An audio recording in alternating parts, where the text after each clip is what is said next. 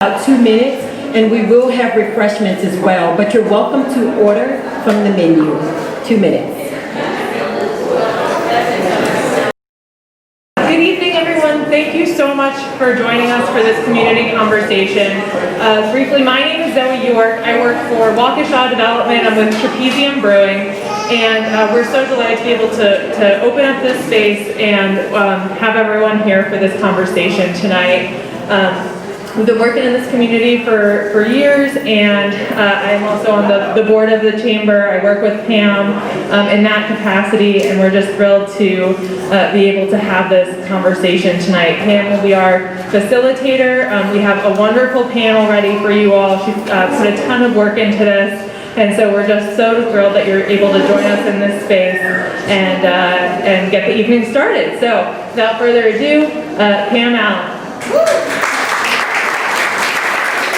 And thanks again for coming out tonight, for meeting us here for this discussion. It's an important discussion. And before we move forward, I want to say something about Dave McCormick. He's in the back, and Dave is the owner of Trapezium. He's done some work in demolition and maybe transfer lofts, and quite a few projects in Petersburg. He's invested a lot in this city. But David reached out to me. He had his team to reach out about having this discussion. And I told Dave today, I said, Dave, your skin is not like mine. But that's, and I heard someone say, I believe it was this young man, he said, that's the man that he is. And we need more of that. We are people, caring about people, is that right? And I believe that's why we're here today, to speak about racial inequalities and injustices. And I want to thank Zoe, I tell you, for putting up with me while we planned this event. She's been amazing. Just a burst of energy, refreshing, and a light. And I thank you for working with us on this. Thank you. Yes. And also, Allison is also with the Chamber of Commerce, and she's an asset, and you will see her throughout the city making a difference. She really wants to make a difference in the community, and you're going to see a lot more of her. So thank you all for coming. All right? And we're gonna jump right in. We're gonna start with introductions of our panel. And Delegate Aird, she played a great role in recommending some of our panel members on tonight that she thought would be able to have a helpful dialogue about racial inequalities in our community. But not just that, what we can do as a community and as individuals to move forward. Okay? So briefly, it's going to be the panel mic. So if you all would pass it between each other, I have wipes that I can give to each of you to wipe it off as you go down the line and answer. And then I'll have another mic here for questions from the audience that I'll be walking around as questions arise. Great.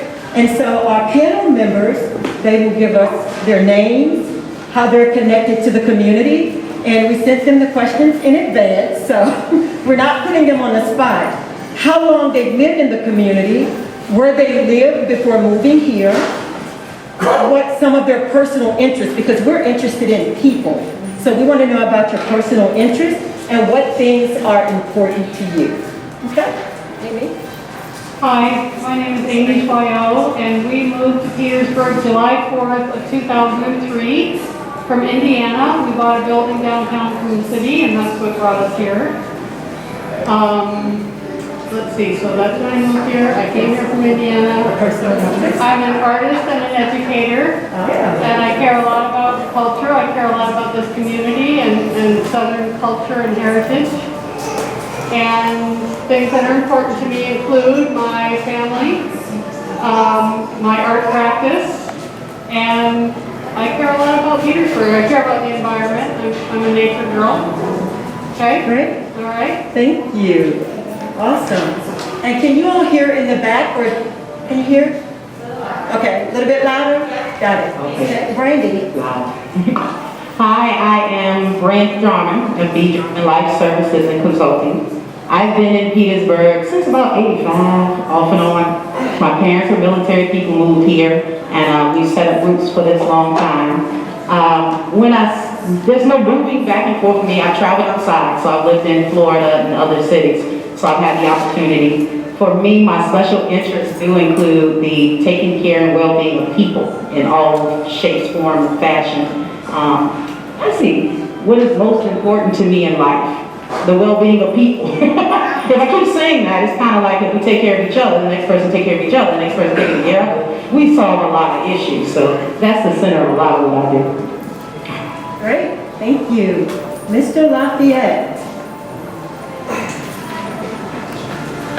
Good evening, everyone. My name is Lafayette Jefferson. I lived in Petersburg for 7 years. Prior to Petersburg, I lived in Miami, Florida. Currently working in Fort Lee. I have a beautiful daughter over there with the red mask on and the blonde hair. Right now, I have to say I have no personal interest until I get my doctoral degree next year, and then I'll be able to live a little bit. But my focuses are on justice and equality for everyone. And so when I see something that's not supposed to be happening, like this mic going out, I want to do something about it. And a lot of times I do things about it. And so I like fighting righteous fights. Great. We love doers. Yeah. All right, and we have Bishop Raymond Johnson, and he's my friend. And he's a local in the faith-based community, and we invited him in today. So, Bishop Raymond. Good afternoon, everyone. My name is Raymond Johnson. I'm the senior pastor of Kingdom Covenant Empowerment Center here in Petersburg, Virginia. I don't currently reside in Petersburg, but I grew up in Petersburg. I'm a native of Brooklyn, New York.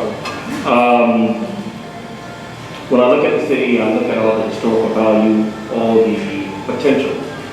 And so my interest is to capitalize on the potential that the city has by equipping people with tools that allows them to be effective in whatever their role is, and to help build the city and to make it the great city that it can be. And so on many levels, not just spiritual, on many levels I like to work with individuals, especially our youth, to help them to find their calling, find their place in this city so that they can become an asset and no longer a liability. Great. Very good, thank you.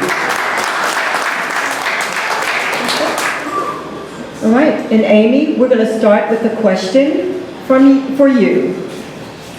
First of all, Amy, what is your racial and ethnic background? I am white. And I'm glad that you said it that way, because Delegate Ayers referred her for this panel. And that's speaking volumes, right? She's white. And she's on a panel to talk about racial injustices. So, great. So, did you grow up around people that were similar to you, or people that were different? Well, I grew up in Hawaii, and I was a white minority growing up in Hawaii. And so that was challenging in a lot of ways. I didn't recognize my privilege as a minority. But when I became an adult, I definitely joined the predominant group of white people in every institution and every job I've ever been in. It's been primarily around other white people. But as a developing human, I was in a very much a melting pot. Right, very good. So what do you think you can bring to this discussion as a white female? An open mind and an open heart, a desire to contribute in a way that makes sense for the people who are from Petersburg.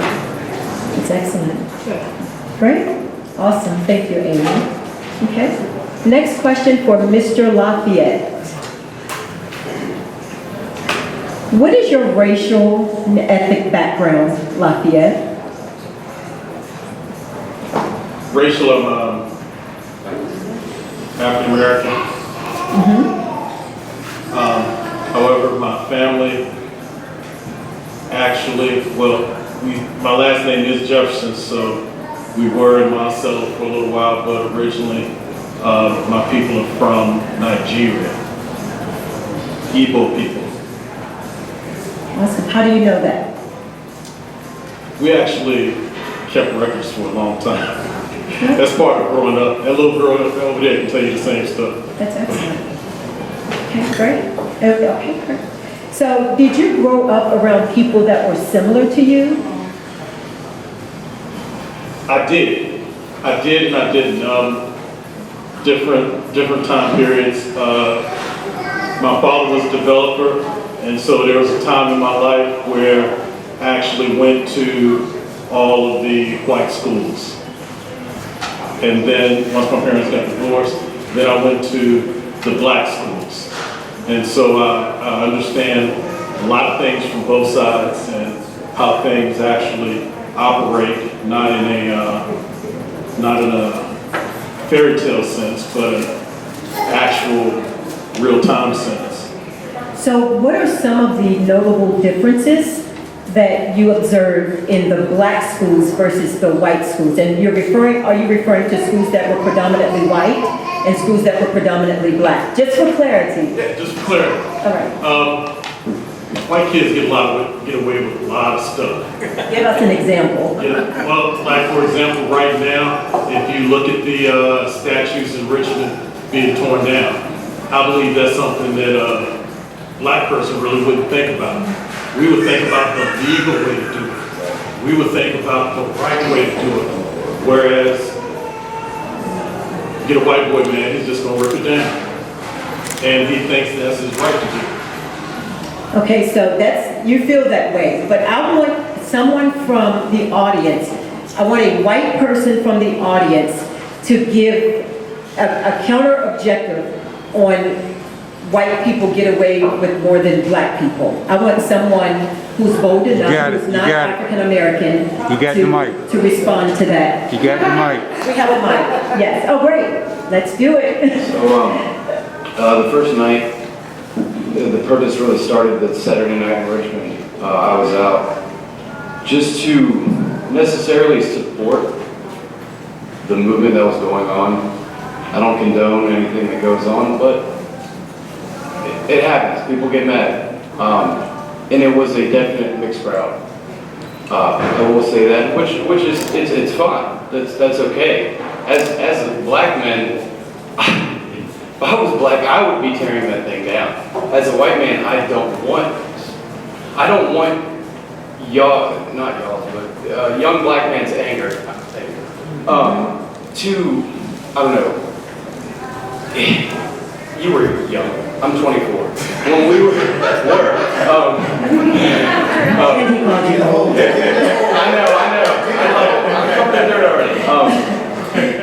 But sometimes your anger got away from you, and you did things that you may have regretted, correct? We've all done that, every person. Would you not say that? So, What is your name? my name's Brendan Burke. Okay, Yes, ma'am. so did you observe, what do you think about, and let's back up for a second, about the comment of white people get away with more than black people? Oh, that's 100%. 100%. So why do you say that? Why do you feel that way? Because it's true. Because it's true, yeah. I mean, I've seen when I've been with my white friends and how cops respond to us versus how I have been responding to when I'm with this son. Like, and that's not okay. Right? Do we have any white males or females in here that disagree with the statement that white people get away with more than black people? Anyone that disagree with that statement? Nobody. No one that disagrees? Okay. You said no one, or still looking at the white. Okay. When you said that there's no one that disagrees with that statement, and then I'm just trying to go back, are you still addressing our white counterparts, or when you just say no one, or that in general? For this particular question, just the white counterparts, because we are on a time schedule, but thank you. Okay, great. All right, Bishop Raymond. What is your racial, ethnic, or cultural background? I'm African American. Okay, right. And did you grow up with people similar to you? I grew up with a pretty diverse, And can you speak up a little bit? I grew up with a very diverse family. Okay. So it's very mixed. So diversity has always been a part of my upbringing. Okay, great, very good. And What are some of your earliest memories of coming in contact with people even beyond your family that was different from you?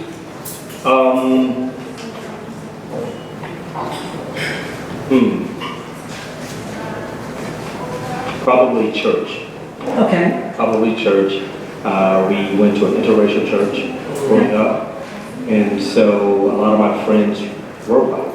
Okay. You know, and we fellowship with one another a lot throughout the course of the week, and up until my teenage years. So I had a very diverse background. Great. Very good. Have you ever run into any issues in your community? As far as, and I want to go back to the question that, well, to the comment that Mr. Lafayette made about white people get away with more. Have you ever encountered any of that? I have, and for that reason, I have two kids, both college graduates, and I share with them our great. We have to be great to be equivalent to their good, and so we have to work harder. There as in? Caucasian. Okay. We have to work harder. We have to be more disciplined in what we do because we are. I'm a retired electrical engineer, and the company that I work for, I was the only African American engineer. And so when we go on sites, I've worked with NASA, Google, and places like that. And when we've gone on site, they immediately ask who's the supervisor, and they would walk right past me. And they would go to a Caucasian, and then, they would have to redirect them right back to me and say, no, he's in charge. And so then they would look at me with this blank face as to say, okay, we would have never guessed that. And so I've experienced that a lot throughout my course of, working in my career, even in ministry, in a variety of ways. And so, yeah, definitely. Thank you. Thank you. And we have a panel member that just joined us. And I would like for Mr. Green to introduce himself before we move forward. First Baptist Church. Good evening to all. Right? My name is Julian Green, Jr. And can you speak up just a little bit more? Thank you. You're being muffled. I apologize for being a little delayed. I knew we had to be COVID ready. I left my mask at home, so I did a detour to go back and get that. However, I'm very pleased to be with you tonight for this panel, for this discussion. Okay. And can you speak up a little bit? Have you always lived in this area? Well, where do you currently reside? I reside, my home is 1625 Blair Road, Blair Road, Petersburg, Virginia. Okay. And that is the 4th Ward. My journey coming to Petersburg, my home base is in Charleston, South Carolina. My father, whose name, Julian Green Sr., was an activist in the community and a community leader. So I inherited an activist role and participation in the community from my father, my sister, and I. In so doing, my major in college was political science and history.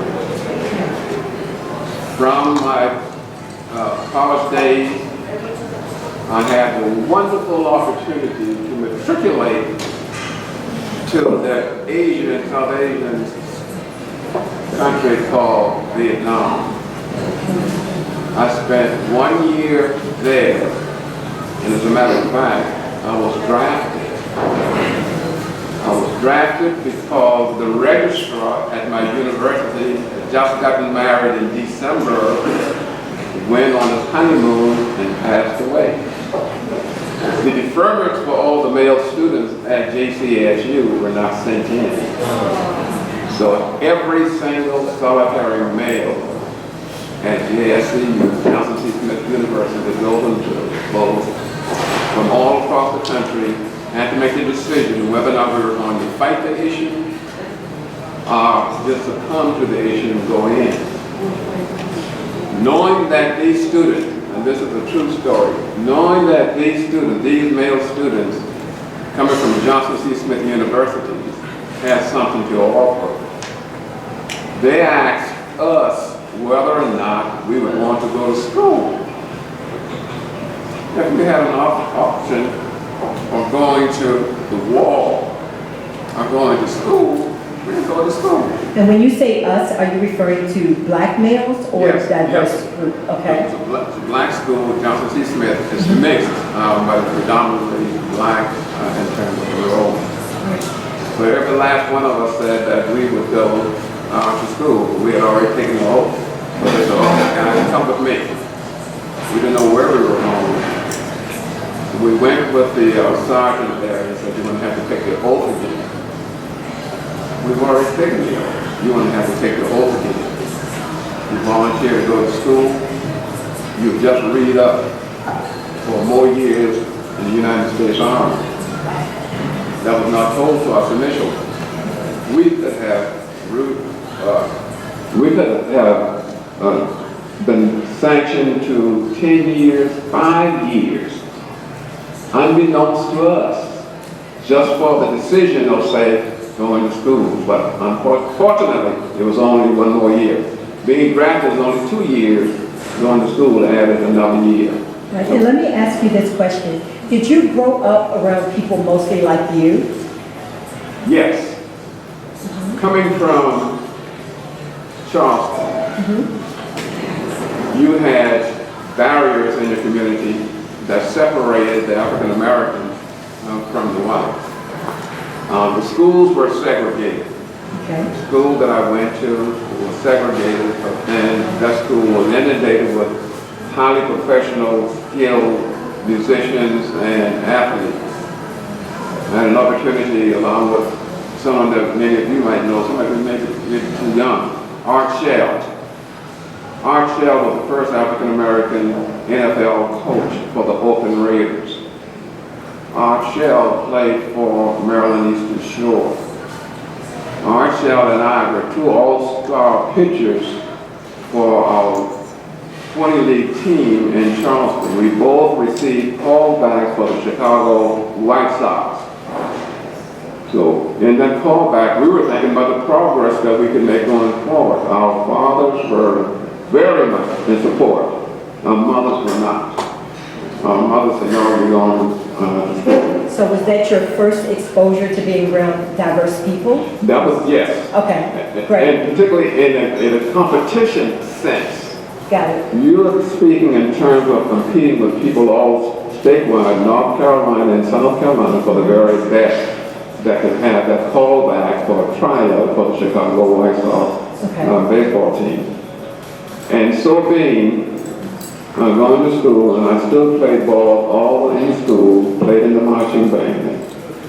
High school was terrific. The school that I came from, high school, Barnes Wilson High School, all black school.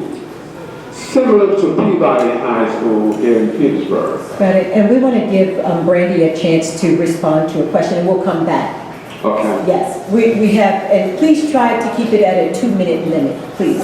Okay. Right? And Brandy, did you grow up around people that were similar to you? Yes, I grew up in Petersburg. Okay. So I was around the mostly African American population. It wasn't until I started going to college that I saw some differences and started joining different organizations and traveling. In particular, I took classes at Richard Bland College.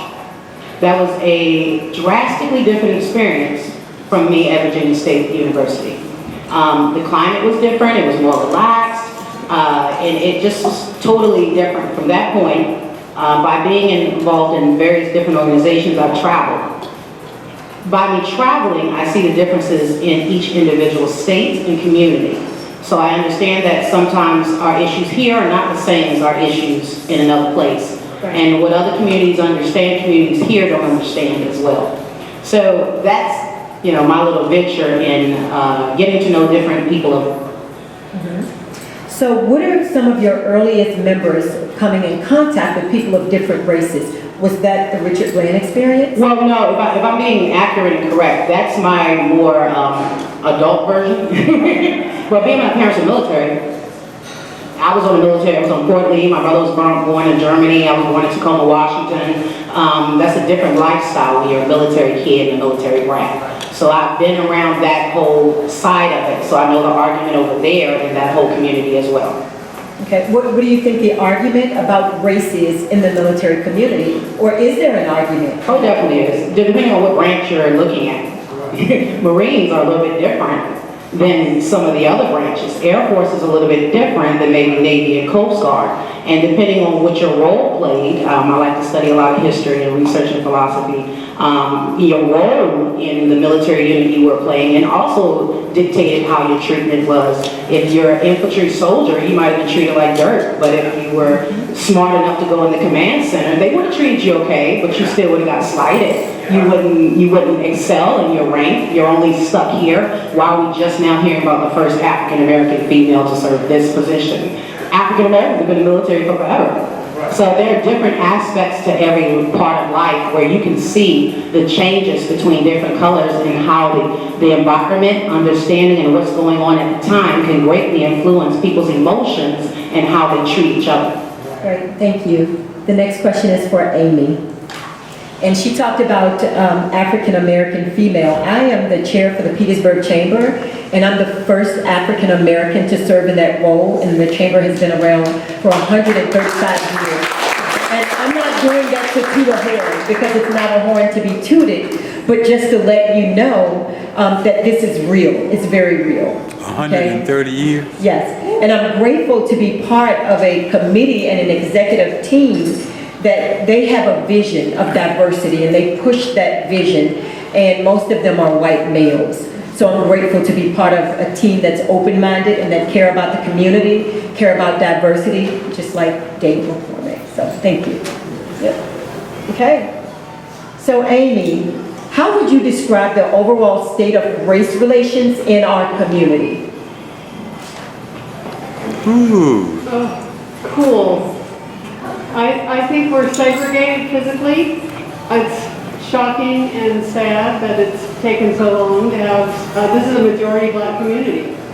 So to have the chamber not have representation and leadership from the black community is shocking.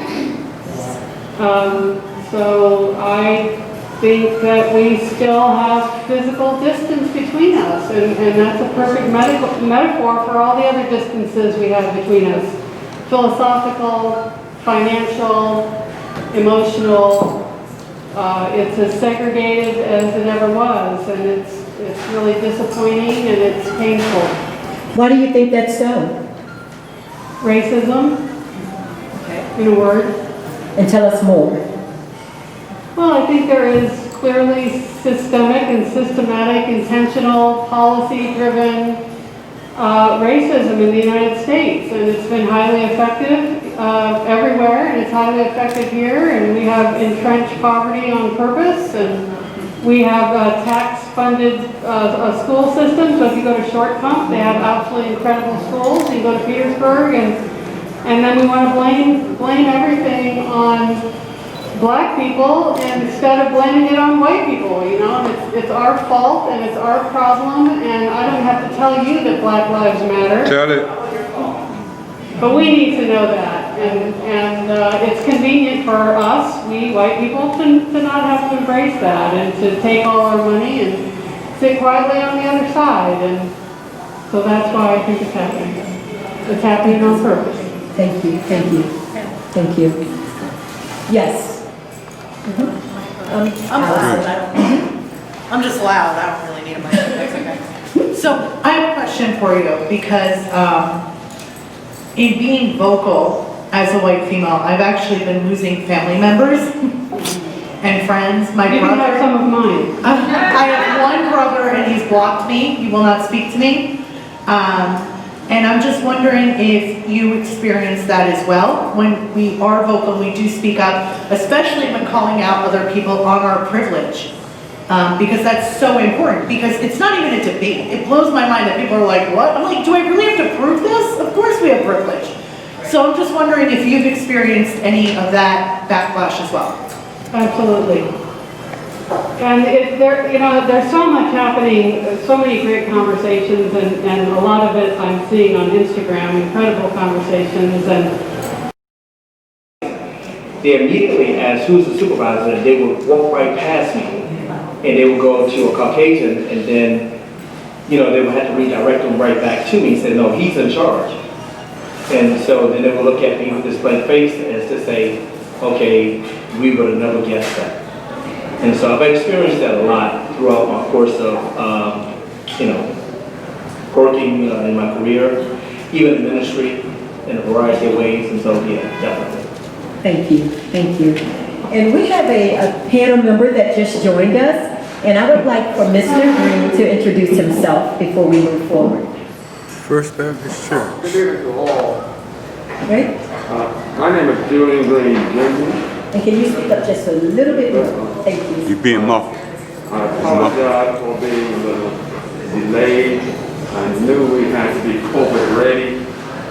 I was at my mass at home, so I did a detour to go back and get that. However, I'm very pleased to be with you tonight for this panel, for this discussion. Okay. And can you speak up a little bit? Have you always lived in this area? Well, where do you currently reside? I reside, my home is 1625 Blair Road, Blair Road, Petersburg, Virginia. Okay. And that is the 4th Ward. My journey coming to Petersburg, my home base is in Charleston, South Carolina. My father, whose name, Julian Green Sr., was an activist in the community and a community leader. So I inherited an activist role and participation in the community from my father, my sister, and I. In so doing, my major in college was political science and history. From my college days, I had the wonderful opportunity to matriculate to the Asian, South Asian country called Vietnam. I spent 1 year there, and as a matter of fact, I was drafted. I was drafted because the registrar at my university had just gotten married in December, went on his honeymoon, and passed away. The deferments for all the male students at JCSU were not sent in. So every single solitary male at JSCU, Johnson C. Smith University, both from all across the country, had to make the decision whether or not we were going to fight the issue or just succumb to the issue and go in. Knowing that these students, and this is a true story, knowing that these students, these male students coming from Johnson C. Smith University had something to offer, they asked us whether or not we would want to go to school. If we had an option of going to the wall or going to school, we would go to school. And when you say us, are you referring to black males or Yes, diverse yes. group? Okay. It's a black school, Johnson C. Smith. It's mixed, but predominantly black in terms of enrollment. So every last one of us said that we would go to school. We had already taken the oath. So they said, "Oh, guys, come with me." We didn't know where we were going. So we went with the sergeant there and said, "You're going to have to take the oath again." We've already taken the oath. You want to have to take the oath again. You volunteer to go to school. You've just read up for more years in the United States Army. That was not told to us initially. We could have been sanctioned to 10 years, 5 years, unbeknownst to us, just for the decision of, say, going to school. But unfortunately, it was only 1 more year. Being drafted is only 2 years. Going to school added another year. Right. And let me ask you this question. Did you grow up around people mostly like you? Yes. Coming from Charleston, you had barriers in the community that separated the African Americans from the whites. The schools were segregated. Okay. The school that I went to was segregated, but then that school was inundated with highly professional, skilled musicians and athletes. I had an opportunity along with someone that many of you might know, somebody who may be too young, Art Shell. Art Shell was the first African-American NFL coach for the Oakland Raiders. Art Shell played for Maryland Eastern Shore. Art Shell and I were two all-star pitchers for our 20-league team in Charleston. We both received callbacks for the Chicago White Sox. So in that callback, we were thinking about the progress that we could make going forward. Our fathers were very much in support. Our mothers were not. Our mothers said, no, we're going So was that your first exposure to being around diverse people? That was, yes. Okay, great. And particularly in a competition sense. Got it. You're speaking in terms of competing with people all statewide, North Carolina and South Carolina, for the very best that could have that callback for a tryout for the Chicago White Sox baseball team. And so being, going to school, and I still played ball all in school, played in the marching band. High school was terrific. The school that I came from, high school, Barnes Wilson High School, all black school. Similar to Peabody High School here in Petersburg. Got it. And we want to give Brandy a chance to respond to a question, and we'll come back. Okay. Yes, we have, and please try to keep it at a 2-minute limit, please. Okay. Right? And Brandy, did you grow up around people that were similar to you? Yes, I grew up in Petersburg. Okay. So I was around the mostly African-American population. It wasn't until I started going to college that I saw some differences and started joining different organizations and traveling. In particular, I took classes at Richard Bland College. That was a drastically different experience from me at Virginia State University. The climate was different, it was more relaxed, and it just was totally different. From that point, by being involved in various different organizations, I've traveled. By me traveling, I see the differences in each individual state and community. So I understand that sometimes our issues here are not the same as our issues in another place. Right. And what other communities understand, communities here don't understand as well. So that's, my little venture in getting to know different people. So what are some of your earliest members coming in contact with people of different races? Was that the Richard Bland experience? Well, no, if I'm being accurate and correct, that's my more adult version. Well, being my parents are military, I was on the military, I was on Fort Lee, my brother was born in Germany, I was born in Tacoma, Washington. That's a different lifestyle when you're a military kid and a military brat. So I've been around that whole side of it, so I know the argument over there in that whole community as well.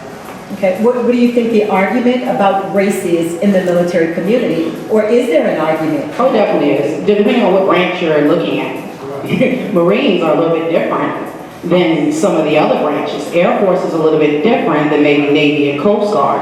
And depending on what your role played, I like to study a lot of history and research and philosophy. Your role in the military unit you were playing and also dictated how your treatment was. If you're an infantry soldier, you might have been treated like dirt, but if you were smart enough to go in the command center, they would have treated you okay, but you still would have got slighted. You wouldn't excel in your rank. You're only stuck here. Why are we just now hearing about the first African-American female to serve this position? African-Americans have been in the military for forever. So there are different aspects to every part of life where you can see the changes between different colors and how the environment, understanding, and what's going on at the time can greatly influence people's emotions and how they treat each other. Great, thank you. The next question is for Amy. And she talked about African-American female. I am the chair for the Petersburg Chamber, and I'm the first African-American to serve in that role, and the Chamber has been around for 135 years. And I'm not doing that to toot a horn, because it's not a horn to be tooted, but just to let you know that this is real. It's very real. 130 years? Yes, and I'm grateful to be part of a committee and an executive team that they have a vision of diversity and they push that vision, and most of them are white males. So I'm grateful to be part of a team that's open-minded and that care about the community, care about diversity, just like Dave McCormick. So thank you. Yep. Okay.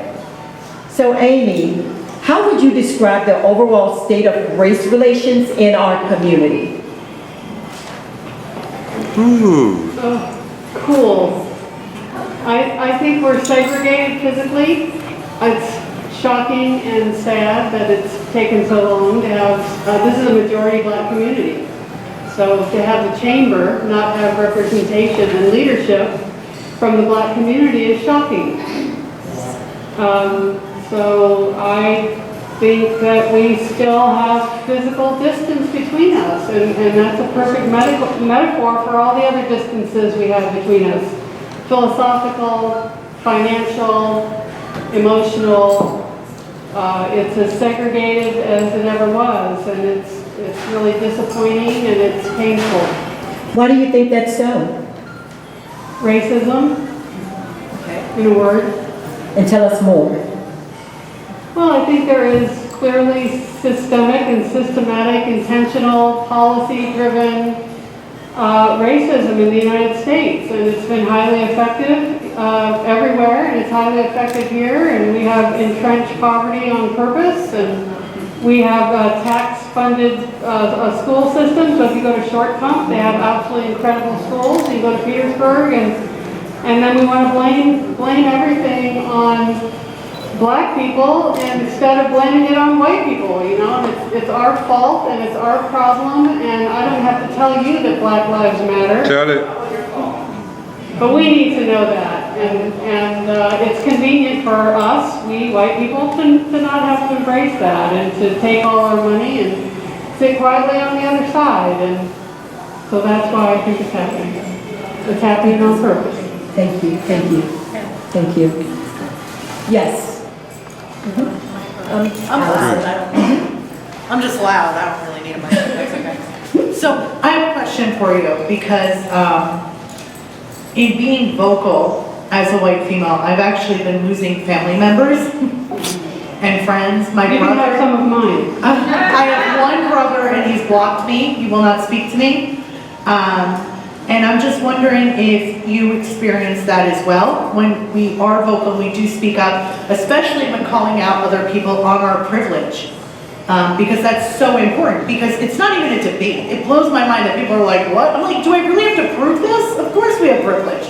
So I'm just wondering if you've experienced any of that backlash as well. Absolutely. And there's so much happening, so many great conversations, and a lot of it I'm seeing on Instagram, incredible conversations,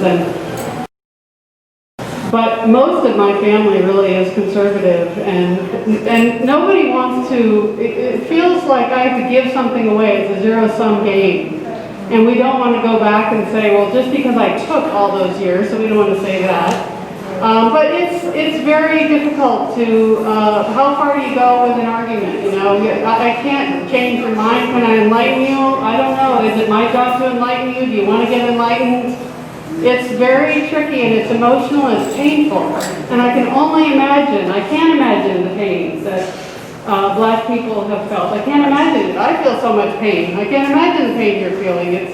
It's such a difficult time right now because everything is just on fire and it's boiling, and revolutions are hard and long overdue, and the streets are burning and they need to burn, and it's tough. It's just really tough. Thank you. This is good. This is good. You have something? I want to hear from you. You have 2 minutes, and tell us about what you've experienced. You've been an activist in this community, and you've been on several committees. And tell us your name. Yes. Good evening, everyone. I hope Let him come up front. My name is Linwood Christian. And Oh, come up front. Can you come up for just a second so that we can Yeah. record you? Yes. Thank you. Okay. Right there is fine. It's Yes. good. Again, good evening, everyone. Many of you know me, but my name is Linwood Christian, and I currently serve as a commissioner for the Petersburgh Anti-Poverty Commission.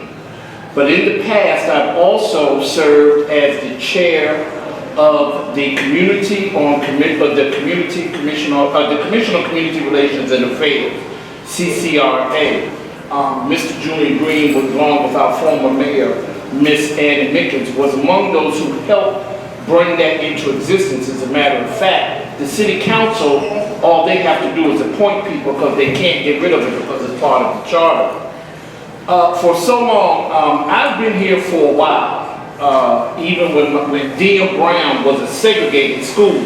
So when we talk about physical distancing or social distancing, let's not forget the word that it was known by called segregation. And we were here, my father started one of the oldest churches in Petersburg. It was pastored by Dr. Wright. It sits on Young's Road now, Zion Apostolic. So we've been here for a while. One of the things that really concerns me is that it seems as if though every time something happens nationally, we locally feel it's the need to have that conversation when we should have been doing it anyway.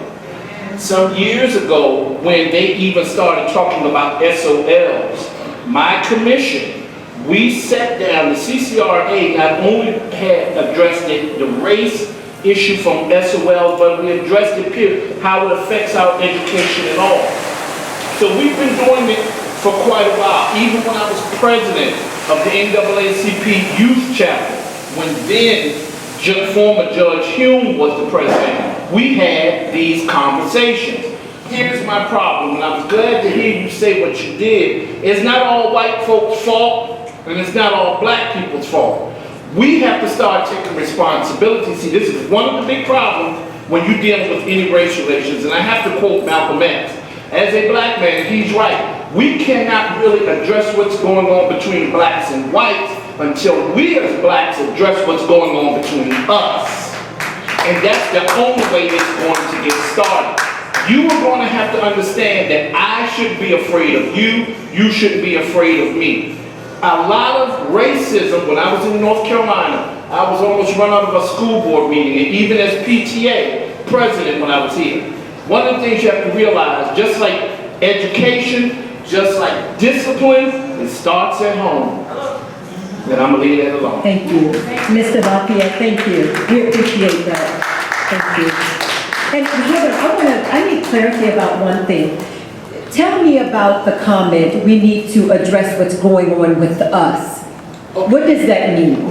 What's going on with us? When I say what needs to go on with us, for instance, I also, first of all, I'm going to go back to this. One of my biggest, really face-to-face when I was in 4-H. I was the first black, well, the second black, well, the first one in 24 years, because the first black was elected after 4-H was integrated in 60. I came along 26 years later, 1986, became president. I had more of my own people tell me that I would think I was this, thought I was all of that, because it allowed me to travel, it allowed me to see different things. But when I say that we have to dress us, I'll see somebody shoot her or rob her and I won't say a word. But then if this white lady does something to her, I'm ready to go march in the street, ready to burn down. Wait a minute, hold on. You mean what made it any less bad than me as a black man robbing and attacking my black sister, as we want to call her, than what she did? And see, until we can start talking about what's going on with us, we cannot sit down with a straight face and say, white folk are doing this to us. But guess what? We got to look at what are we doing to each other. I'm not justifying what they did before anybody say I'm not justifying what happened to George Floyd. But in New York, in the streets of Brooklyn, where I was also raised, I've seen our own cops try to choke us out, try to run us down. Why? Because I want to make good with the higher ups. And again, I'm going to leave that alone. Thank you. Mr. Lafayette? Yes, I would like to hear from you. The high ups were the white people there, so you know. So, Mr. Lafayette, how would you describe the overall state of race relations in our community? Within our community, there's let me say this first. Take your time. Black cops are still blue. Don't fool yourself. And when you start talking about black people committing crimes on other black people, and just to outline it for you, there's no such thing as black on black crime. Because there's actually, if you look at the statistics, the crime rates are only 1 to 2% off between black and white. It was something that was actually used as a marketing ploy to further demonize what's going on. Now, when you start talking about the other stuff that Linda was talking about, I'm of the belief that regardless of the race, if you put a group of people in the same situation that black people have been under for 400 years, that you would see the exact same results regardless of their ethnicity. And so, to answer your question directly, I think there's some good things happening in Petersburg, and I think there's some things that aren't so good. As far as good things, the alcohol water trying to take over our water supply. That's when a lot of people came together and realized that regardless of your socioeconomic status, regardless of your zip code, that we all drank the same water. And so we had no choice other than to come together and band together and fight out. But at the same time, we have a trash dump that we got closed down, and that was also a joint effort. But we also know that some of us have options, like we wanted to move, and there are a lot of people that don't have options to move. Now, people that live directly around that trash dump that CFS has been running, they really don't have the option to move. But yet still, we know through history that normally 5, 10, 15 years from now, those individuals that live in that area and those kids that went to that elementary school are 9 times out of 10 going to come down with some type of respiratory ailments, and it's going to be a cluster. And so instead of forgetting them, we actually need to act like it's something that everyone has to deal with, because in all actuality, it is something that we all have to deal with. Thank you. Thank you. Mr. Green, you are up. So Mr. Green, same question. What are some of the underlying conditions affecting race relations in our community? I will put a different spin on that question for us to be truthful to ourselves. We have inter-racism and intra-racism. Explain. Such as what has been discussed. In the black community, we look at it in the form of a class system. Okay, thank you. And looking at it as a class system, those who need the help and the resolve most desperately are the ones that really do not get that.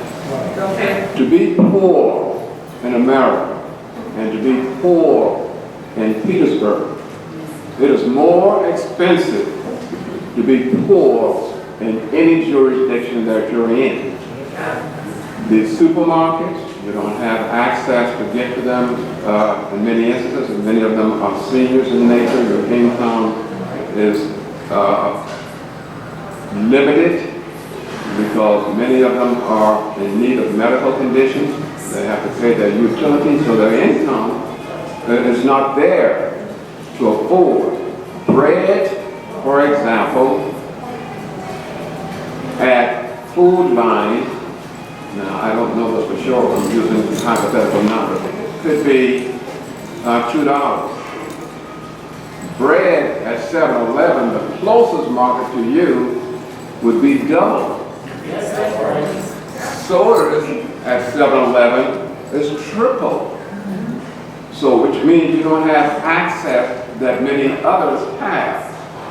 Petersburg, and I was a part of this, Petersburg is a city that was led by real strong leaders, thinking leaders, people who care about those who are downtrodden. I was one of the ones, and there's only 3 of us on this side of the Jordan now, that changed the ward system, the electoral system in Petersburg. First, we had the enlarged system, meaning then there was no representation on council for the African American community because the representation took care of all the others. The Walnut Hill area, downtown Old Town. When we look at the Market Street in terms of where blacks live, the streets were not paved. Nothing was taken care of. How long ago was that, Mr. Green? Oh, that was in the 60s. That's not long ago. That's not that very long. There are still needs to happen in the African American community. That housing, for example, work needs to be done. Things are changing. I'm part of that process working with the Cameron Foundation and Department of Neighborhood Renewal. For 13 years, I saw it from the perspective I was the youngest and the longest tenured NAACP president in the Commonwealth of Virginia and many instances in the nation because you only have a 2-year stint. I served for 13 years. To give you some perspective, when the Rodney King incident happened,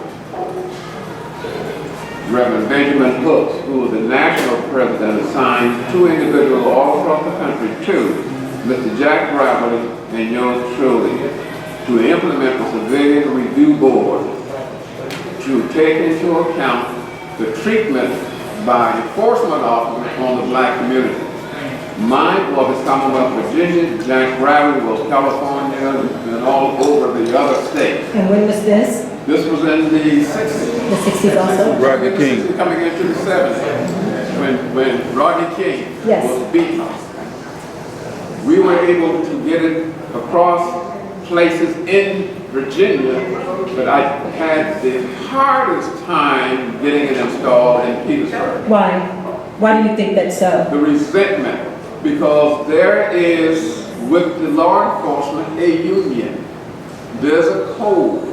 No matter how strong your police chief may be, the union would override anything that he would want to do, and they had to support what in many instances the city council was called a common council as well. So, which meant that making changes, like James Baldwin says, there are things that we will face in life that may not change. But unless you face them, they will never change. And we see that today. What happened to George Floyd? What happened to Ahmaud Arbery? What happened because of the young people protesting, and there's a worldwide protest. You see, never before would anyone have thought that you would remove the rebel flag and it was voted to be taken down in Mississippi. Never could you have seen, and we didn't get taught to it as a black community to say that the statues that are erected need to be removed, because Virginia has more Confederate statues than any state. Virginia was the Confederacy, the capital of the Confederacy, and is. Petersburg, on the other hand, next door. I'm just starting off a little sign to give me a mic. I'm going to answer a question. Can you tell it? Petersburg. You have another minute, but then we're going to come back to you. Petersburg was the blockade that stopped the Union from penetrating to go to Richmond. Petersburg. Once they were able to get through Petersburg, then that's when they destroyed and took over Richmond. Petersburg had black soldiers. They didn't want to use them at first, but they think they were not cunning enough. When they finally decided to use them, and many of you are here know the history. No, tell me. I don't have time to get into it, but I'm being very serious. This is a serious matter, because some people are here, and I see them in the audience, they know the history. Petersburg really was a productive, growing, prosperous community. Petersburg was the largest city, independent city in the Commonwealth behind Richmond. And I want you to hold that thought, because guess what? We want you to tell us when we come back to you what changed. But I'm saying that in the context when you said the question, are there any racism here? And I'm letting you know that, where it came from, how it happened, and where we are today. Yes, and it's in that description I gave, inter and intra.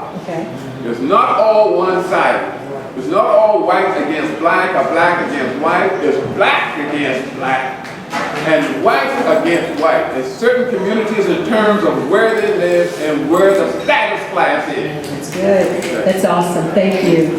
Thank you. And we do want to announce something very important. We have voter registration. You can register to vote if you haven't. And we have a young lady in the back. Please raise your hand so they can see you. She's registering people to vote. And I would also take it another step. If you have a way to have a campaign, a voter registration campaign in your community, get with her. I think she would come out to your community and get people registered. It is very important. Okay? And we're going to break for a second just to get questions. We're going to let the panel break. We're going to start back up with Bishop Raymond. I know that you have a ministry in a predominantly black community and want you to share some of the underlying conditions involved with race in that community, what you've seen. Can they come to you to ask the question? Yes. So any questions, if you raise your hand, we'll bring you up so that he can get you on the camera. Any questions? Okay. We're going to start back here. Okay. I didn't. Come on up. Yeah, so you can look at the audience. Is this good? Is this a good dialogue? It is.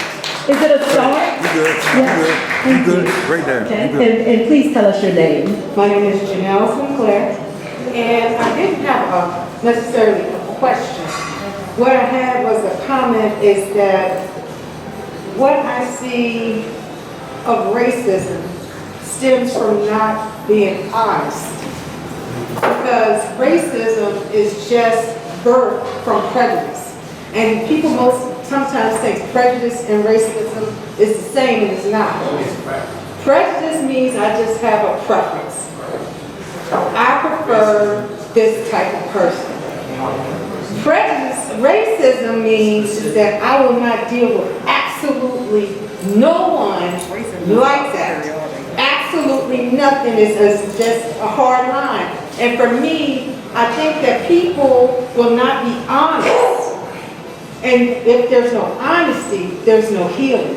I cannot start a conversation if you rebut me with a canned line. Be honest that my mama raised me like this, and I don't know why I'm like this, and this is all I know. You know, if that is the case, then we can start there. But I can't start anywhere if that's how it is, and why y'all always on welfare, and why y'all always this and that, to degrade me, to try to shut me up, because I am exposing you for your dishonesty. And so this is where it has to start with an honest conversation and say, I don't know why. Thank you. Thank you for your comments. Any more questions or comments? 1 minute? Yes. Thank Yeah, you. whoever comes to get it. Thank you. Hands outside. Sweet. Hi, my name is Elizabeth Charity, and what I want to say is there's truth and then there's statistics. The truth is we are all one race. That's right. Human race. That's right. Another fact, a truth is crime is crime. Whether it's black or whether it's white. Crime is crime. Another truth is everybody hurts. Everybody got problems. Everybody need to get within themselves. And as the young lady said, speak the truth of who you are. If you don't know who you are, you need to start seeking as to who you are so you can be able to concentrate and be able to relate to another person's situation. That's all I have to say. Thank you. Thank you. Thank you. Good. Go ahead on, big man. My name is Brett Holmes. I'm originally from New Jersey, by way of New York as well. I graduated from Petersburgh High School. Just to piggyback on what he said earlier, I'm sorry to remember your name. Yes, sir. About how when we do stuff to ourselves, you know, we don't get as outraged as if others do. My thing is, and I've had to say this because there's a reason why I dress like this. I'm out there on the front lines every day protesting. We march. We took over the bridge in Petersburg in Clyde Heights. We marched across Prince George. 2 days ago, we marched in Hopewell. We did the 5,000-man march in Richmond, and we've been attacked. Tell it. Attacked by racists who announced that they're KKK, but also the police officers who decide they want to come in while we're being peaceful, because I'm on the front line. So that's why when Brother Brandon back there, who's friends with my son, was talking about, you know, there's a mixed crowd, but I'm actually seeing it. I was there till 1:30 this morning. I was back at 5 o'clock and watched the sunrise. This man's out there on the front line taking pictures of everything. My thing is, as black people, we can multitask. I can be angry at the murders in my community, and I can also be angry at the police officers who are not being held accountable. Tell it. If there's been no video, those folks will still be on the force.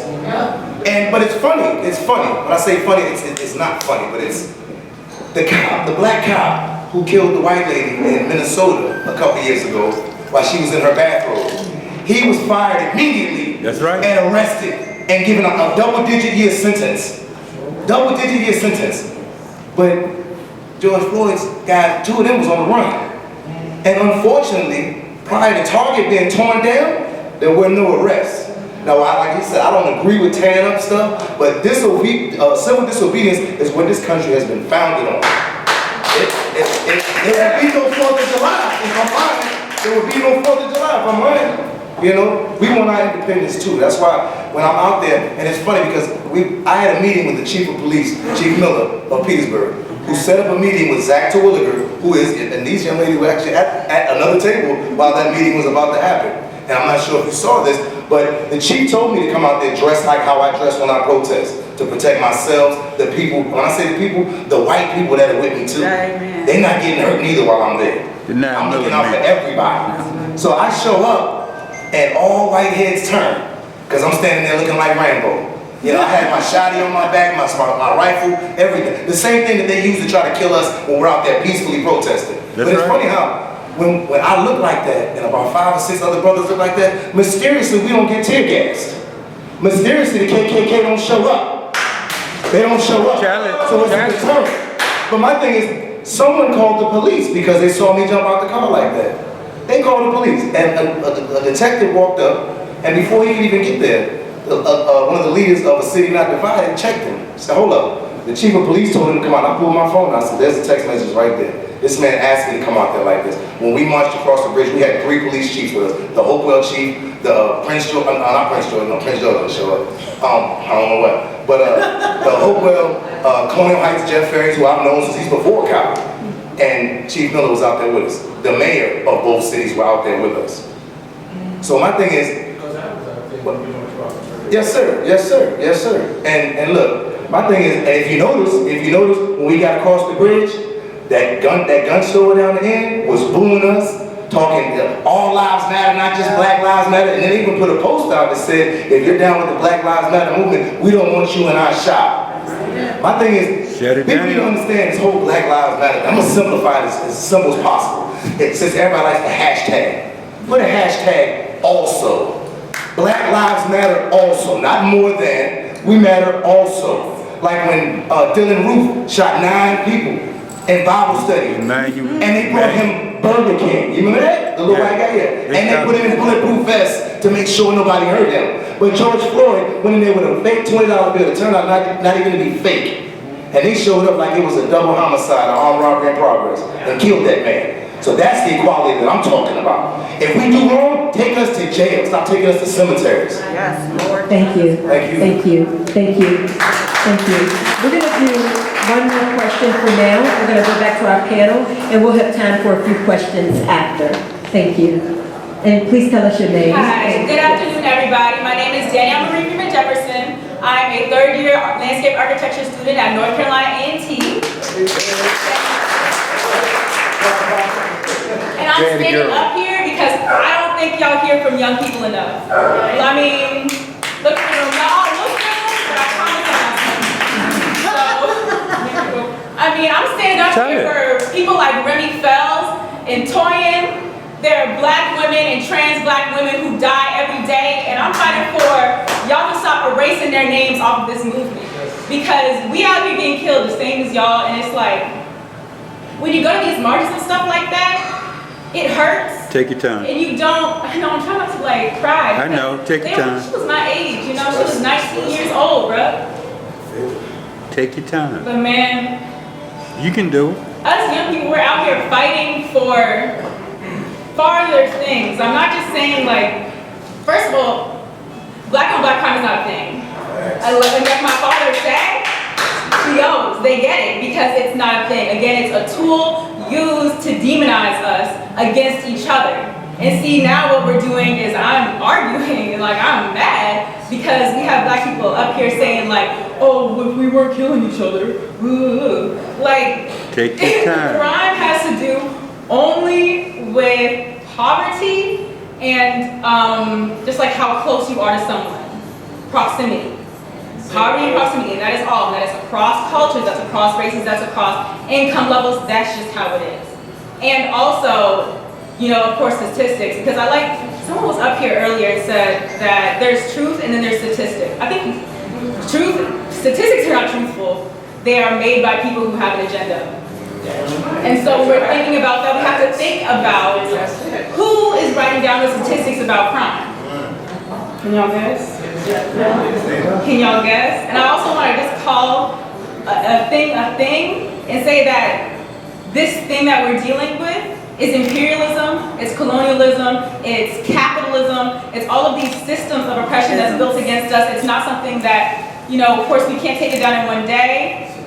But and I have a lot of messages, so I'm just trying to organize them in my mind. take your time. But man, we're fighting for not reform of the police, but to actually defund the police and put those funds into different social systems that can make police obsolete. Because how great would it be if you were having a mental break and instead of having somebody come in your house with a gun, you had somebody that has training come up to you and say, are you okay? Do you want to take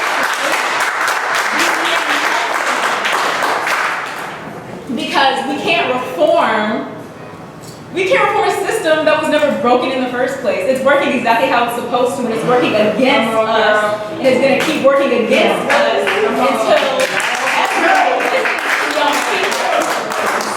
Because every day you hear people saying, young people in the future, but you don't listen to us. And Tell it.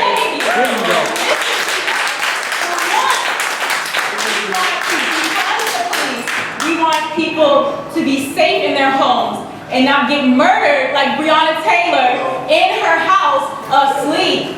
We're not doing anything to cause this. It's not our fault. I'm out here fighting again for black women, black trans lives, black queer lives, and that's just it. If it's not every single black life that matters to you, you're not about the movement, defund the police, justice for black people. She's the one that's going to change things. We need radicals, right? Not people that just look like us in our 40s and 50s and 60s, but they are going to change things. That's where change happens. Thank you. Thank you for being courageous. Thank you. Thank you. Okay, we're going to take one more. Wait, just a second. Hold on. Zoe, we're going to go back to the panel and then we'll get some questions. Thank you.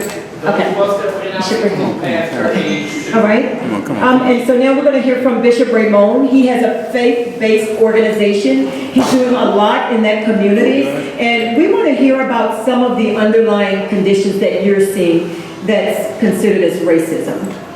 I think some of the problems that we see is that there's not enough partnerships. When we try to create programs, there's a lack of participation.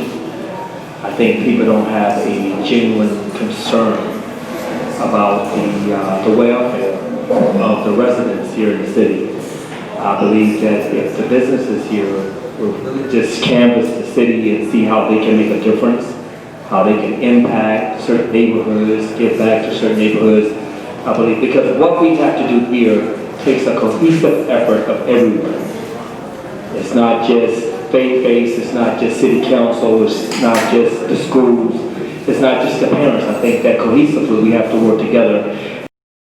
And I think that if the successful businesses, not the barbershops and beauty salons that most African Americans own, but I believe that if some of the other businesses take a vested interest in this city and not just that old town, not just Old Town Petersburg and not just Walnut Hill, but if you could take a vested interest in Pecan Acres, in Croton Apartments, and Penn Oaks, in these areas, I believe, and don't be afraid to go in there and to see how can I make a difference, how can I impact the lives of these young people. These young people are there not because they want to, but they don't feel that they have options.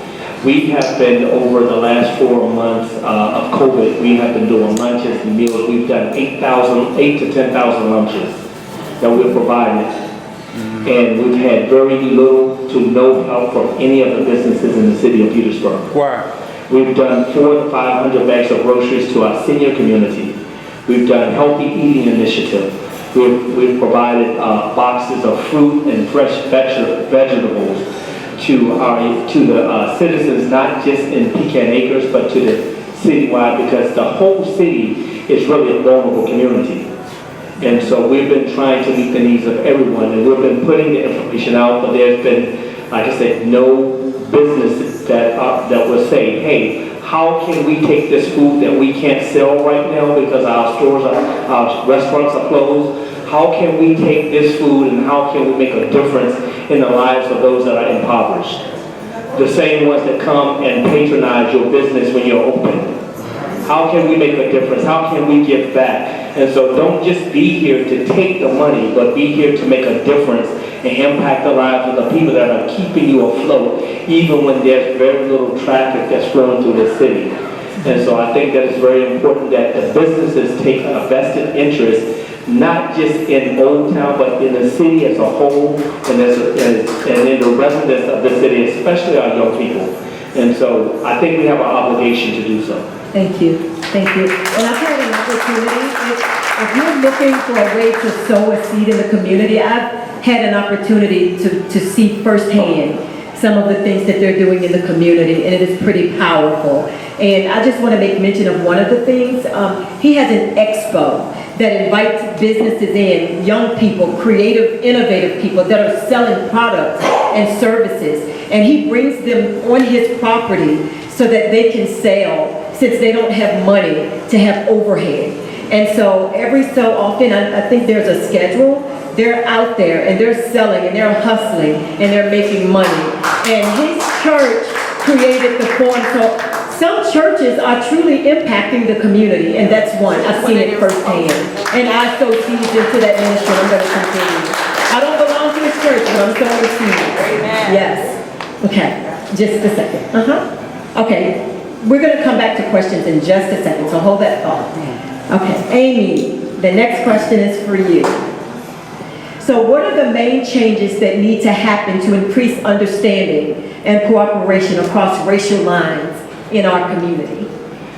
Well, you're doing all these great things. How can we help? I mean, I'm not hearing about this. And does that mean I have my head in the sand? How can we connect the chamber with the restaurants and the businesses and the human capital to what do you need and how can we make those connections? I don't know how to do that. I'm not a community organizer and I just feel helpless and I don't feel helpless. The microphone's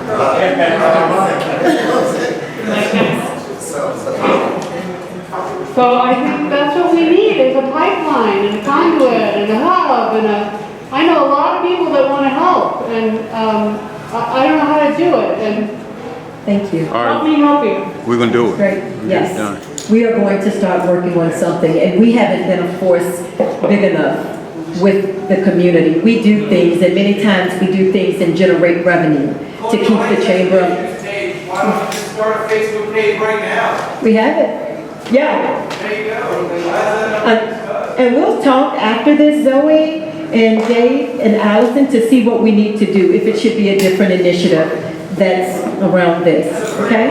Thank you, that is very good, thank you. Excellent. We may even have you to build a Facebook page for us. I can do that. Thank you. Yes. Okay. One of the things we said right here is that we would like for people to campaign with us for the reopening of the AP Hill Community Center. We've tried to open that community center. I have a grant writer that is paid by VCU and VSU. We have multiple grants that was awaiting us to acquire the building. The city blocked it. The city blocked it. So what we did is that we took our facility that we have built in the church and making it a youth center and an outreach center where we're offering mentoring and tutoring and all types of youth events.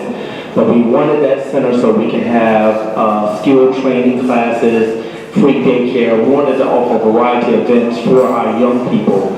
And so one of the ways that you can help is to talk to your city council and let them know that if there's somebody that is interested, really interested in that building, then somebody needs to help push that envelope. Say, hey, we have a faith-based, we don't want anything, it's not profitable, we're just trying to make a difference, we're not trying to make a name for ourselves, we're just trying to create a place, a safe place for our young people where they can come and they can get food and things of that sort. Thank you. And how many of you in this room know about AP Hill Community Center? How many of you were there when it was open as children? Tell me about it. Kicked off refurbishment at city council when even before anybody was there. Right. Our neighborhood association started the campaign to get that back. How long has it been abandoned? Let them come up front, whatever.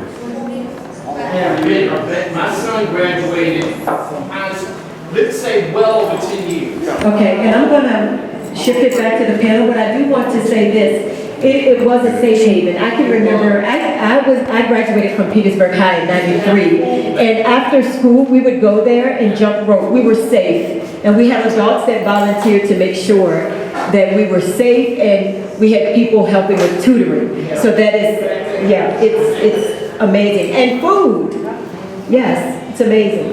Sometimes when we have food, we don't realize that there are really people that don't, right? That's right. Right around the corner from our homes, yes. Okay, Brandy, you ready? Okay. Got it. So actually, I'm going back to, you? Yeah, let me do you and then I'll go back to Lafayette. So what are the main changes that need to happen to increase understanding and cooperation across racial lines in our community? You must have got, I had a whole list because I know when I was getting this done back. First and foremost, that's excellent. So the first thing I wrote down was telling our allies, because I'm gonna start with you, thank you. One main thing that is affecting us right now is the understanding of the education. We're moving a lot on emotion and what we individually feel, and we're not understanding what's going on. When we talk about issues like crime rates and things like that, and we want to be treated the same, and somebody said that they should know, and I said they don't know. They don't know. Let's be honest. The reason that they're having battles in their life and in their families is because they were taught something differently. I heard a story that from someone that told me, and they were an ally. They said, let me tell you, Ms. J, I was beat when I was little if we acted up. We were told we would get beat like slaves. So we were taught to act correctly, because if we didn't act appropriately, we were beat like the slaves. And if the slaves acted up, they weren't doing what they were supposed to do. Now think about that. That's great-grandparents, grandparents after that, embedding that down in your system. So you believe that the black people who were slaves got beat because they acted up. So now you're in the 20th century and we're saying you should know, your parents should have taught you. No, their parents didn't teach them. And now we're also angry that we're all in our own elements that we're not understanding. We're bringing it back to when we talk about trans women and black women. And importantly, one thing I realize is as black women, we have a battle not only with the white race, but the male domination. A lot of times our voices are unheard. So when we're talking about statistics and things, they're screwed. But if you get on the front lines, like for instance, I was at the diversity march in Richmond yesterday. Now, I was out there and I was told that the night before there was tear gas, the police was out there. I've been at the Petersburg march and other marches. On Petersburg, the police were with us. I watched a line of white allies protect the rest of the march from Richmond's police force. I saw them get ready. I had to march around, and I then took over the organization and proceeded to chant of peace and letting the police know we're not going to have that. We see what you're doing and we're going to be peaceful. So there's also the way that we approach situations, the understanding and education in our communities. There's history behind what's here. We connect and learn each other. There's wisdom if our elders get off their high horse and help our young people. Our young people are fired up, and they're battling our elders, tell them they're incorrect for how they're moving and how they're marching. We get people go, young people shouldn't riot, but you're sitting on your porch telling us about the stories of the 50s and 60s, not showing these people how to do that. A lot of times I have to drag my people of the city out here to march, but they show up in picture ops as if they've been performing all along. So a lot of times it's education, understanding, gathering the fact that we all come from different places. And once you connect with somebody on where they come from, and as I say, speak in their language. I can't approach you talking, hey, what you could do that, blah, blah, blah, blah, blah. It's not going to work. You might be an analytical person. I might need to come to you with some stats that says black crime on crime is not true. There's crime, like they said, in every neighborhood, because guess what? Proximity says that I'm around all Puerto Ricans, and the Puerto Rican over here is making money and rock. I'm going to go ahead and have to rob and shoot up the area. But we do not hear about Latino crime. We do not hear about white crime. We act like the heroin epidemic is the worst thing to health care. Crack didn't exist. So we're going to talk about understanding education. Thank you. And what we want to do, we want to give each of the panel members, after we take a couple of questions, 30 seconds to a minute to give your final thoughts. Now, this is only a part one, okay? This is a part one because, yes, we have to talk about how we move forward, what we're going to do as a community and as individuals to move forward. So that's another session. But we want to take any questions. I know some of you had questions, so yes. Let him come up to the front. Come on up, Sam. Yeah. Hello, everyone. Hey there. Tell us your name and comment or question. My name is Sam John, and first of all, I'm running for Ward 4. And my question to everyone here is that we tend to talk a lot about the problem. Sometimes we need to focus more on the solution. To me, as me running for council, I would like to say my door's open to speak to any and everyone, whoever part I need to play for you guys. That's what I'm here for. I serve you. I've been serving you. I'm just going to make it official by being in office to do it.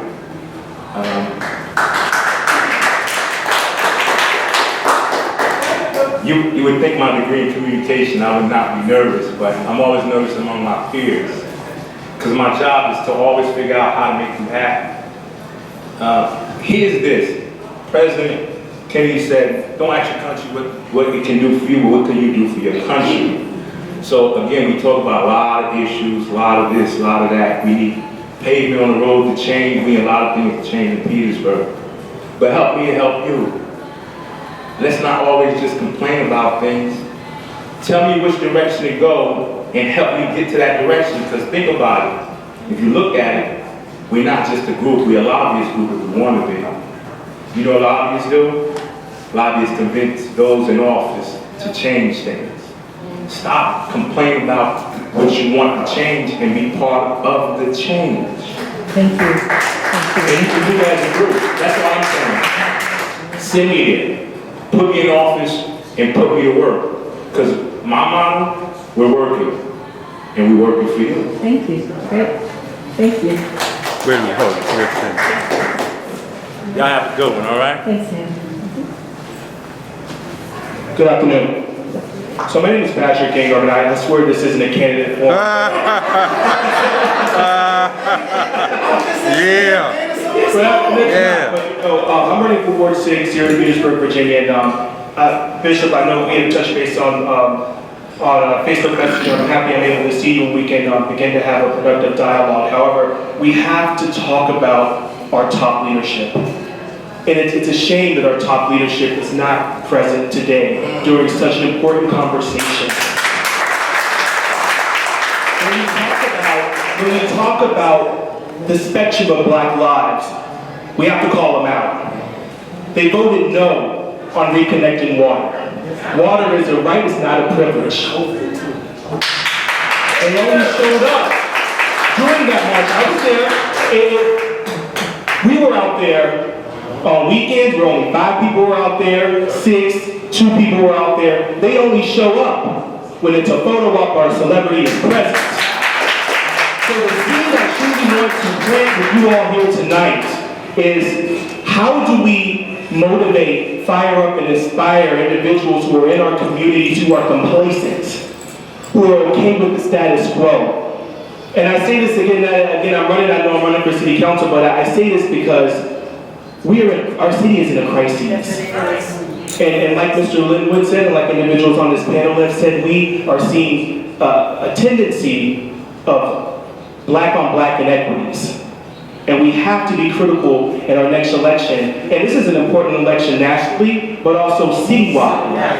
But we have to be critical about the individuals who we elect to ensure that these inequities do not continue. Thank you. Radical young people, radical. Yes. We have 2 more questions, and then we're going to wrap up with final thoughts from the panel. Okay? Yes.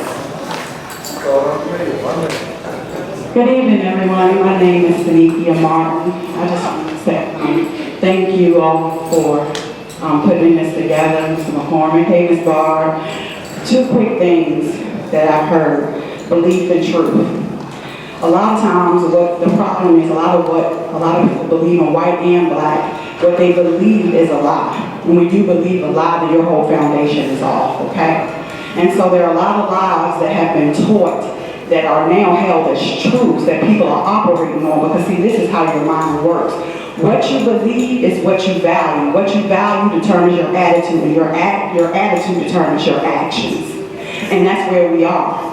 So there are a lot of lies that unfortunately the Caucasians believe, and then there are a lot of lies that the African Americans believe about ourselves and about the Caucasians and vice versa that are lies. And so some people want the truth, and then we have to give them the truth. We have to make sure that what we believe is the truth, not our personal truth, not what we think, but the truth. Okay? And then the next thing is, we do have to attack the issue from both ends. I live with law enforcement. My husband sees one thing every day when he's sitting on the bench. And he had the point that Mr. Christian had, but then I had the point that you all had. And so we're battling, not literally, but we're having this dialogue all the time in my house. But not only does he sit on the bench, but he's the football coach at Petersburgh High School. So he has the kids that have endured the trauma and are living the poverty.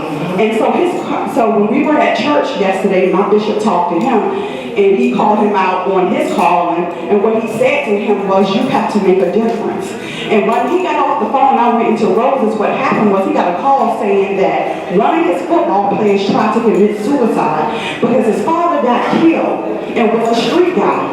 You understand what I'm saying? And so the streets are now after his mom.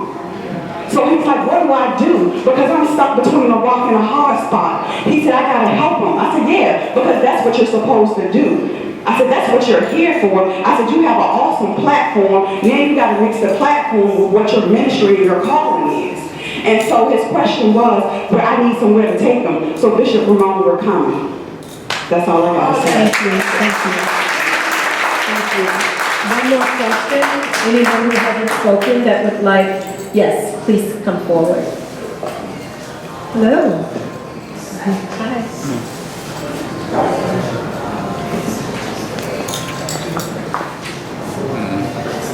Good evening, I'm Victoria Revilla. I am a business owner here in Petersburg, and I am Native American and Hispanic. So I'm neither white nor black. And I see things from a different perspective.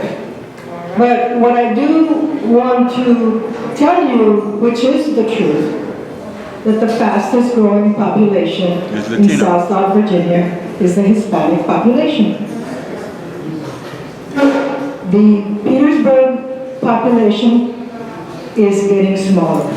We got that from the chamber focus group that we did online. Petersburg population is going down. Young black people are leaving Petersburg because there's no jobs. The jobs that were previously performed by the poor blacks are now being picked up by Latinos. The Latino population has grown by 40% over the last 5 years in this surrounding area. So now you've got to deal with this. We have a different language. We have a different culture. But we have faith-based organizations. We have businesses. We have desires for education. Because education is always a means to get higher and better. And that's one thing that my grandparents instilled in me. The only way you're going to get out of the barrio is you got to get educated. Education is your way out. Fortunate for me, I got a scholarship education, but I also joined the Army to see the world. And I wound up in Petersburg. But I brought the world perspective to Petersburg. So I see it from a different eye. I see the problems that we have in Petersburg. But we can all work it together. And I'm looking to the chamber to bring us together just like they did today. But I want more than words. Action. I want action.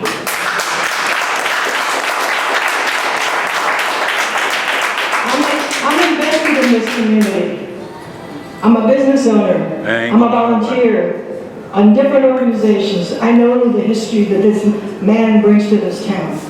But there's a lot of other people here that can make a difference. And it's just like someone else said, don't just talk about it. Be about it. Get involved. Be there. When we need volunteers to work on the projects, we need volunteers to work at the church, we need volunteers to work in this other community center, I better see your faces. Thank you, very good, thank you. And you will see action. And we have a plea as well. We need action, and we need volunteers, and we need you to do what you did tonight and show up. And there's no way that we could have done this. Again, Dave McCormick and his team, they reached out to us. And that's what we need, that's action. That is action. So we can't take credit for that. And now we're going to close with the 1-minute thoughts and last-minute thoughts of each of the panel members. Okay? Starting with you, Mr. Green. 1 minute? 1 minute. I will D-roll. I appreciate the comment that you made. They were very thoughtful and they were real. They were real in terms of what happened to the children and the kids in Petersburg. We can't imagine what they go through on a day-to-day basis prior to getting to school, traumatized, and then sitting in a classroom trying to get their lessons. So we need the work of District 19, we need the work for mental health and counselors with our children to make them better. Petersburg has a lot It is really progressive.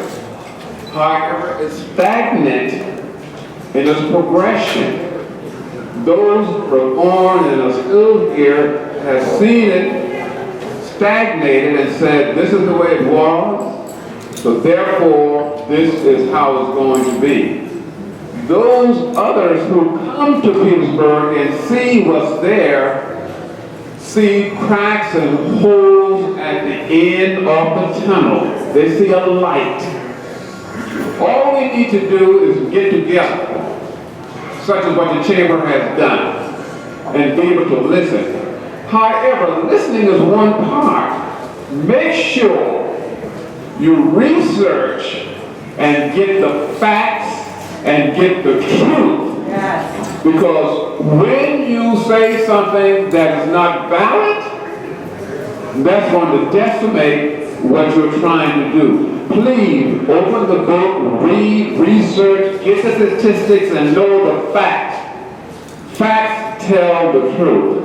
So I want to commend the Chamber of NAACP, the Chamber of Commerce, because many of those who are here, I knew the Chamber when the Chamber initially started, with Gwen Moore and George Fain, with the Progress of Index. Elizabeth Christian knows those. We are some of the older folks working in Judge Merritt's office to draw the district for the community, working with State Senator Henry Marsh. I was the regional director. Working with the Recreation, I was chair of the Recreation Committee. Working with the city charter, we have to draft that. So the history is there. We have some other educators in the city that are very knowledgeable, and former Mayor Andy Mickens and Jermaine Fauntleroy. But they're here. But first, we don't want to come and take over. We would like to be there as partners to work and to guide. Because we need to educate the young folks to be able to move forward and to move forward in a productive, constructive, and positive way in getting things done. So whatever we can do, we can give you the past experience and knowledge and things that we have accrued over the years and work side by side with you.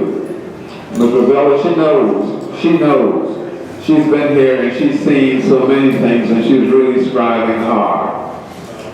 Horace Mann knows and sees some things that has been here.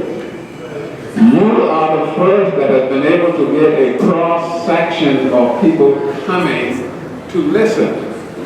Keep that trend moving, and we have to be patient. One of the things I want to caution everybody. 1 minute. Just exactly what I'm doing now.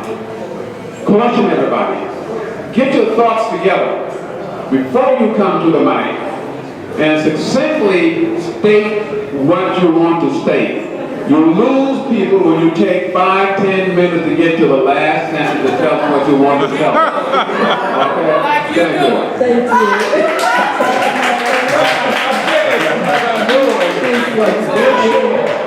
All right, let's go. Thank you. Okay, I respect the elders, but I really want to hear from the youngers. And I think they can speak up, and they have the energy. I believe in the healing power of the arts.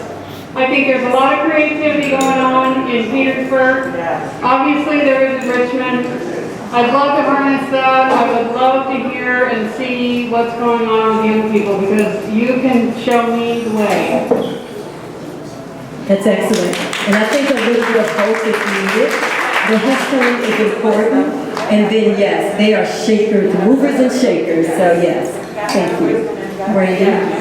Okay, for me, there was two things that popped in my head. I'm a everything guy, I guess. So, first things first is, when I was in high school, I marched in the band, and we had to do these push-ups. And the push-ups went Crimson Wave, the pride is back, 1. That was one push-up. But it made us strong, it made us happy for our school, and everybody wanted to join. And the second is, if you watch the movie Drumline, it was one band, one sound. So I'm a musician by nature, so I think about all of the elements in the band. We need the woodwind section, we need the brass wind section, we need the piccolo section, we need the clarinet section, and we all have to come to rehearsal. We all got to come to practice, and we all got to be ready for game day. The brass winds can't fuss and say their things matter more, and the percussion section can't just go off and collect all the money and come back and give us peons. So for my take for this conversation, I'm glad it was held. If you survey the room, it is a big mix, but look, it is more of our allies in here than a little bit. So do not stray away from them. They're needed in the conversation. We also learned that our Native Americans, our Spanish, and our Latinos are taking over. We don't need to forget them, because you got to understand, this 400 years wraps around. History just repeats itself. We mess around and free everybody and forget somebody, and they will come back and we can sit right here. We're going to talk about the world against the Latinos. So I believe that we all continue to work together. One of my main tools and takeaways is we need to have understanding of all different levels. Our young people are going to be our mouthpieces. I suggest we use them, and I'm not trying to be funny. Before 30, they got some stuff to waste, you know? After about 30, I expect a lot of y'all to be out there because you need your good jobs. But your young people, we can clear some stuff up, but we need our elders that have been in law to be able to get them off. We need the people to come back and get our people that are supposed to be our organizers with the history to sit down. Say, this is what has been done. This is what we were in discussions for. Now we want to talk to you about your ideas. So overall, I'm thankful to you guys, thankful to our allies for supporting us. You got a home with us. If your family don't want you, come over here. We'll help you out. And to our young people, continue, because we need you. That's why the black population has been dying. I'm that millennial era. And I'm telling you, I came back to speak for the millennial era because we were the diehards. And my class of 99 at Petersburgh High School produces wonders. I don't see them here, and I argue with them. My 20th reunion was an argument because they didn't want to come here. And we graduated here because of their status in life. So we got to bring this back and get real community driven and understand everybody has a part to play. Thank you. Thank you. And thank you for bringing your daughter and your point. Thank you. The young people need to be here, so thanks. Mr. Lafayette. All right, Brother Green, thank you. For what you did in the past with the NAACP. A lot of people don't know it, but we're actually in the process of reforming the Petersburgh chapter of the NAACP. I don't like to call her my ally, more so she's my co-conspirator. Barb, will you stand up? Yes.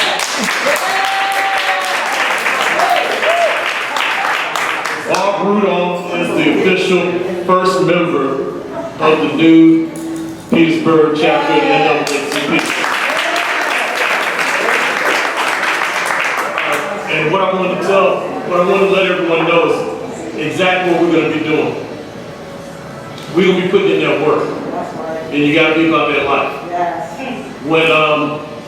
When organizations come in to do the voter registration 90 to 180 days before the election, not Janelle, because Janelle is here all the time. So, not just like, but they take the information and they leave.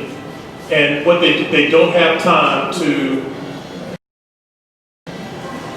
talk to the demographics that need to be talked to get them registered. And that's the young demographic, that's the elder demographic, and that's the formerly incarcerated. Because it takes more time. But since we're going to be canvassing Petersburg on a quarterly basis, we will be able to ensure that we get to everyone. All right, another thing we're going to look at right now in the city of Petersburg, there are over 47 vacant seats for appointments.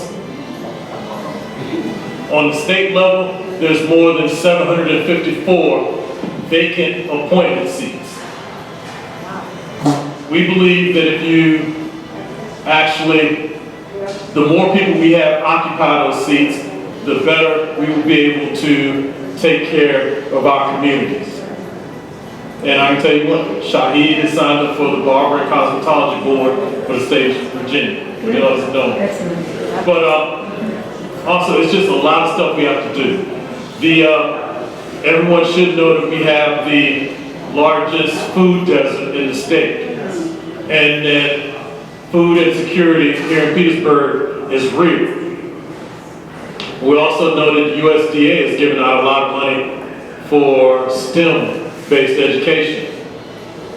And so what we're going to be looking at is actually taking these vacant properties, starting gardens, which will be an intergenerational effort, because the young people don't know anything about dirt, except that one. That's her main job. And the thing is, our elders know everything about the dirt. And it's a beautiful thing once you pass that on. But for the STEM side, and these buildings that we have, and these churches, these nonprofit organizations, start hydroponics. We're gonna start recruiting people and showing them how to install and grow food hydroponically, because what kids grow, they will eat. In addition to that, when you grow stuff, you have to have a certain amount of patience. Yes. And what I taught my daughter, what do we call it? Emotional intelligence. Emotional intelligence develops from patience. And that's something that we need in our community really bad. Emotional intelligence, knowing to shut up and calm it down and handle stuff later. And Lafayette, what would someone need to do to join forces with you? If someone's interested in joining the local chapter for NAACP, how do they contact you? And if someone's interested in sewing into the projects, the food projects that you're doing, how do they contact you? All right, well, my daughter not only has my cards, but she has applications for the NAACP Petersburgh chapter.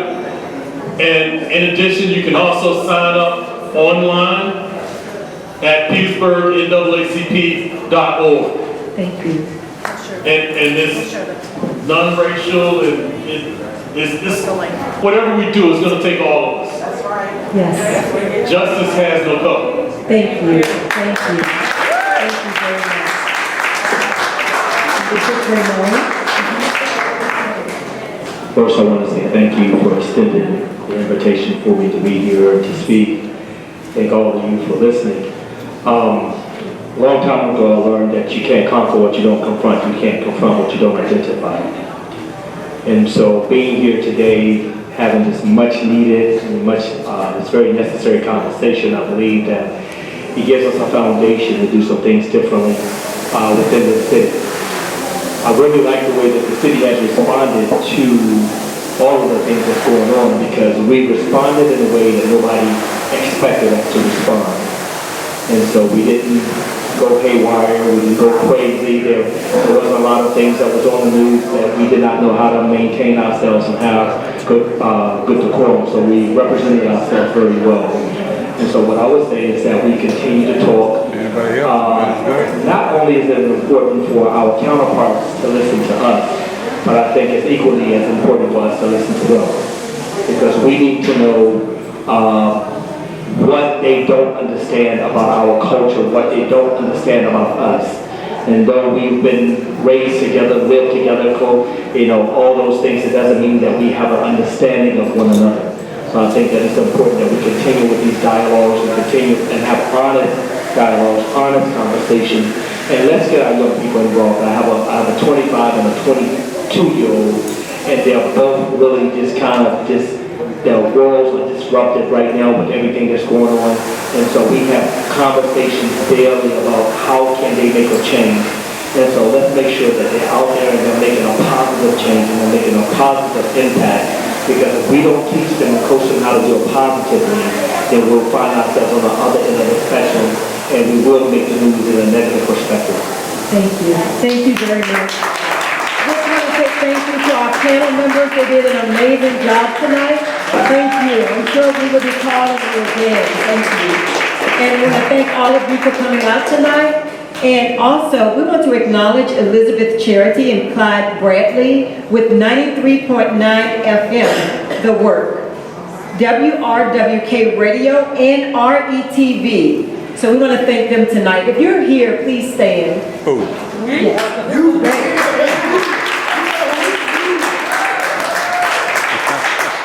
We also have reality education television, Yeah. building better society. So thank you. We would like to be able to say, offer you our services. What we do is doing, on every Saturday on 93.9 FM, what we do is we have people to call in and tell what you are doing to change your community. Awesome, thank you. So if you're interested, please see her right after the session. Thank you very much, and thank you for coming out. And again, thanks to Dave McCormick. He allowed us to use his establishment tonight. They led this initiative, they led this, and we appreciate that. So thanks to you all, and have a great evening. That'll work.